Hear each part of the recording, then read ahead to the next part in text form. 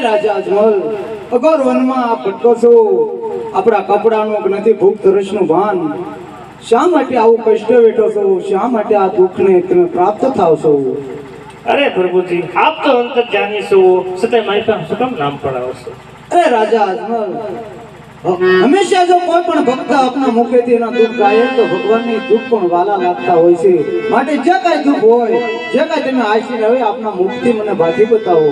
અરે પ્રભુજી, એક સવારથને કારણે આવ્યો છું અને એક પરમારથને કારણે આવ્યો છું. અરે રાજા અજમલ, એ પણ આપના મુખથી બાકી આપો, શું તમારું સવારથ અને શું તમારું પરમારથ? અરે પ્રભુજી, સવારથ તો ઈ કે મારા શેર માટીની ખોટ છે, અને પરમારથ ઈ કે બાર ગાઉ સુધી ભેરબો રાખશે, માણસ કે પંખી કાંઈ રહેવા દેતો નથી, એવું ના કે રહ્યો છે. અરે હા રાજા અજમલ, આપની વાત પણ કેવી સત્ય છે. આંગણે એક પણ પુત્ર ન હોય એ બાપને હંમેશા માટે આંખે બધી નીંદર હોતી નથી. તો હું કહું તમે સાંભળો.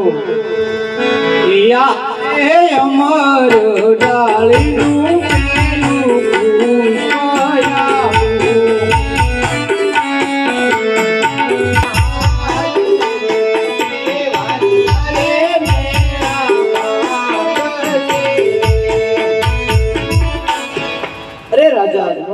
અમર ડાળીનું એક પુષ્પ આપ્યું છે, મેં 9 માસ સેવા કરજો, જેથી તમારા વાંજ્યા મેણા દૂર થશે. વાળા નહીં અને 100 રૂપિયા વાળા નહીં. અરે આપની વાત કેવી સત્ય છે, હું કહું અને તમે સાંભળો. યાદે